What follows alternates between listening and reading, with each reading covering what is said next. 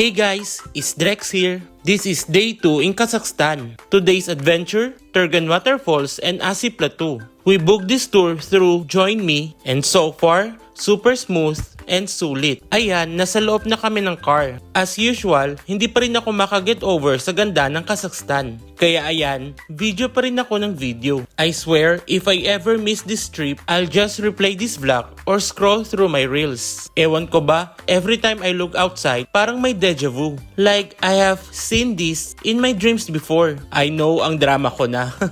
But seriously, it feels magical. There's just something about trees, mountains, anything green, nakaka-relax ng utak, like instant peace. And that's our tour guide in the green shirt. Every time he explains something, he starts in Kazakh for the locals, then switches to English for us. I love how inclusive it is. After a long drive, we finally made it to Turgan. The guide gave us a quick rundown about the hike and what to expect. Apparently, kailangan namin mag-hike papunta sa main falls. Pero bago yan, of course, photo-ops muna tayo sa beach. Ang lakas ng agos ng ilog guys. Naalala ko tuloy nung bata pa ako, lagi kasi kami naliligo sa ilog dati. Nostalgia vibes. And then the hike began. Di talaga kami prepared mag-hike. Sobrang hingal na hingal kami. Just look at my face. Haggard kung haggard. Quick info while we're on the trail. Turgan Waterfalls is part of the Ili Alatau National Park. There are several waterfalls here, but the one we went to is called Bear Waterfall. Around 30 meters tall. Super scenic hike with rivers, rocks, and even statue.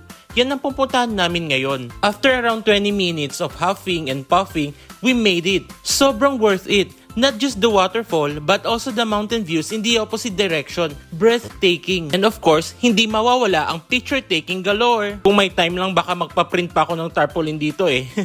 This particular waterfall is surrounded by pine forests and steep cliffs. All I can say, perfect nature escape. After soaking it all in, we hiked back down to the car. At dumaan ulit kami sa bridge. Syempre, picture and video session na naman. Next stop, Asi Plateau. Pero bago kami makarating doon, Diyos ko ang daan, sobrang lubak-lubak, parang roller coaster ride sa kotse. Ayan no, kitang-kita sa video kung gaano kagulo yung ride namin.